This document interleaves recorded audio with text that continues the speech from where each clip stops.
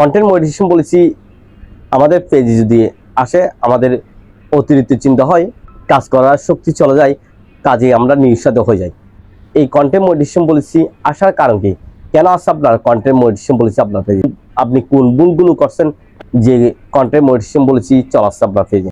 আজকে আপনাদেরকে content monetization policy কেন আসে সে বিষয়ে বলার চেষ্টা করবো।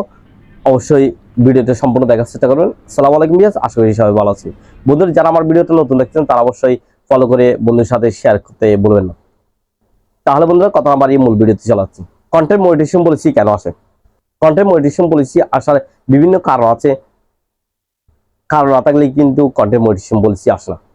এই কন্টেন্ট মনিটাইজেশন পলিসি আসার এক নম্বর পয়েন্ট হচ্ছে, আপনি যদি টিকটক কিংবা ইউটিউব থেকে ভিডিও এনে আপনি কাটিং কোডিং করে এডিটিং করে আপনি আপনার পেজ আপলোড করে দেন, দিন শেষে দেখবেন আপনার পলিসি ইস্যু চলাছে।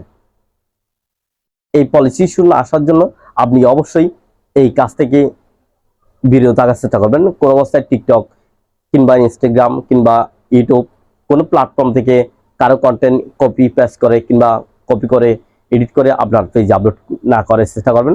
আপনার পেজটা সুরক্ষিত রাখার চেষ্টা করবেন। 2 নম্বর পয়েন্ট হচ্ছে, আপনি যদি কোনো রক্তমাখা কন্টেন্ট আপনার পেজ যদি আপলোড করেন, তাহলে আপনার পেজে সমস্যা আসবে, কন্টেন্ট মনিটাইজেশন পলিসি আসবে। এরকম কন্টেন্ট যদি আপনি আপলোড করেন, অবশ্যই আপনার পেজে এই সমস্যা আসবে।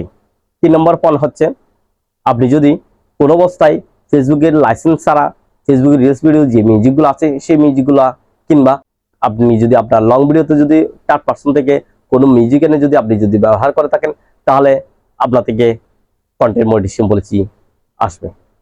এই কন্টেন্ট মনিটাইজেশন পলিসি না আসার জন্য অবশ্যই এই কাজগুলো না করার চেষ্টা করবেন। 4 নম্বর পয়েন্ট হচ্ছে, আপনি যদি কোনো অবস্থায় কমেন্ট সেকশনে গিয়ে কিংবা আপনার কন্টেন্টের মাধ্যমে কাউকে আপনি হ্যারাস করেন কিংবা কমেন্ট সেকশনে গিয়ে গালাগালি করেন, কিংবা আপনি আপনার ভিডিওর মাধ্যমে কাউকে গালাগালি করেন, তাহলে আপনার পেজে সমস্যা আসবে। এগুলো না করার চেষ্টা করবেন।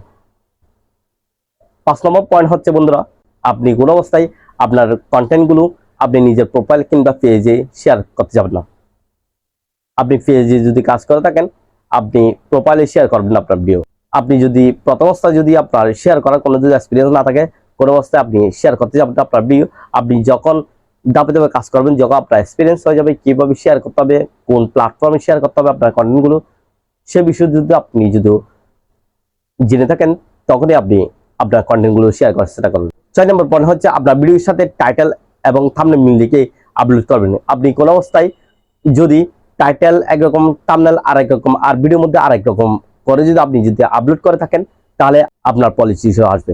যে পয়েন্টগুলো আপনাদেরকে বলছি সেই পয়েন্টগুলো মেনে চলার চেষ্টা করবেন, তাহলে অনেকাংশে আপনি কন্টেন্ট মনিটাইজেশন পলিসি থেকে মুক্তি পাবেন। সবাই ভালো থাকবেন।